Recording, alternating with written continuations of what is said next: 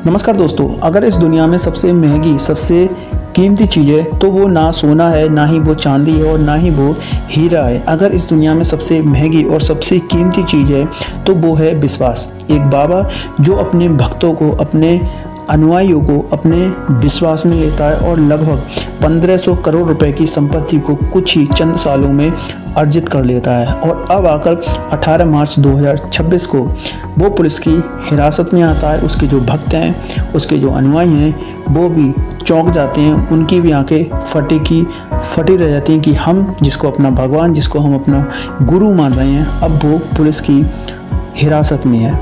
नमस्कार दोस्तों, आज मैं आपको एक ऐसी ही सच्ची और असल घटना के बारे में बताने जा रहा हूँ। वाकई में आप भी इस पूरी स्टोरी को जब सुनेंगे और जब आप इस निष्कर्ष पे पहुँचेंगे कि शख्स क्या क्या चीज़ें अपने लाइफ में करता है, कहाँ तक पहुँचता है और कुछ चीज़ों की वजह से वो कहाँ से कहाँ पहुँच जाता है। दोस्तों, एक व्यक्ति जिसका नाम है अशोक खैरात, आज से लगभग 20 से 25 साल पहले एक मध्यम परिवार में रहने वाला एक शख्स, एक व्यक्ति जो ज्वाइन करता है इंडियन नेवी को। इंडियन जो नेवी है उसमें भर्ती होता है। उस नौकरी को करते हुए वो कई सारे देशों की यात्रा करता है, क्योंकि मर्चेंट नेवी में कई सारे देशों को कई सारी जगह पर जाना पड़ता है।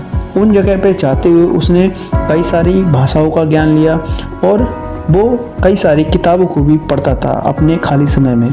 जब वो उन टाइम से वापस आता, लोगों से मिलता, अपने गांव में जब वापस आता तो लोगों से बात करते हुए वो अपनी जितनी भी भाषा सीखी है उनसे बात करता, तो वहाँ के जितने भी लोग हैं वो भी वाकई में उस भाषा से प्रभावित होती हैं। इंग्लिश तो उसके लिए एक नॉर्मल थी, बाकी वो कई सारी भाषाओं का भी अच्छा ज्ञान रखता था। वो जब भी आता लोगों से मिलता, चाहे वो 3 महीने बाद हो, चाहे वो 6 महीने बाद हो, आने के बाद लोगों से बात करता। साथ में वो उनके हाथों को देखता, उनके भविष्य के जो जानकारी है उन लोगों को देता, यानी क्या चीज़ अच्छी होने वाली है, क्या गलत, और उनके निवारण को भी लोगों को बताया करता था। सारी चीज़ें अच्छी चल रही थी, लेकिन उसके अंदर था कि कुछ और अच्छा करने का।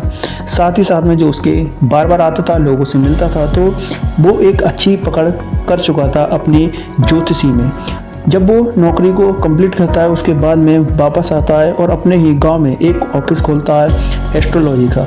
उसके बाद जो उसका धंधा है, काम है, वो बढ़िया चलने लगता है। आसपास के लोग भी आते हैं, उसकी एक अच्छी जान पहचान होती है। लेकिन अब वो सोचता है कि इस बिजनेस को, इस काम को और अच्छा तरीके से एक्सपेंड किया जाए। अब वो शिफ्टिंग करता है नासिक में पहुंचता है, वहाँ पर एक बढ़िया ऑफिस खोलता है और अब वो जो उसका काम है वो और बढ़िया चलने लगता है।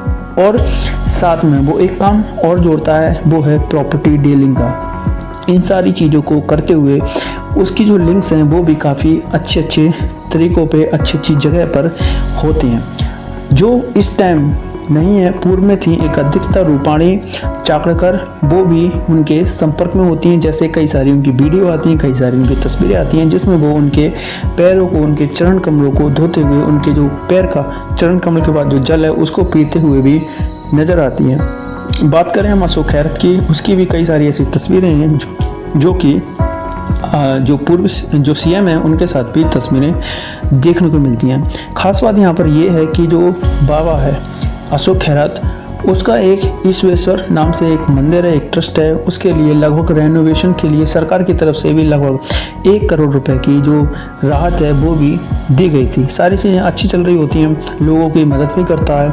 कई सारी रिपोर्ट्स में, कई सारी मीडिया में ये भी बताया जाता है कि वो लोगों के लिए जादू टोना इस तरीके की चीज़ें करता था, बताता था। और उसमें इमली के जो बीज हैं उनको भी दिया जाता है, साथ में शहद, इस तरीके की कई सारी चीज़ों का वो इस्तेमाल है वो करता है अपने भक्तों को, उसके जो पास में लोग आते हैं अपना जो इलाज है, समस्या है उनको सुलझाने के लिए। बात ऐसी होती है कि एक दिन उसके द्वारा उसका जो असिस्टेंट मैनेजर होता है, दिसंबर में उसके पास एक कॉल आती है। उसकी कई सारी ऐसी वीडियो होती हैं, वो लीक करने की उसको धमकी देता है अशोक खैरात को। अशोक खैरात से लगभग 5 करोड़ रुपए की संपत्ति, 5 करोड़ रुपए की जो फिरौती है, मांग है, वो की जाती है अशोक खैरात से कि अगर आप 5 करोड़ रुपए देंगे तो ठीक है, वरना आपकी जो भी वीडियो हैं उनको रिलीज कर दिया जाएगा।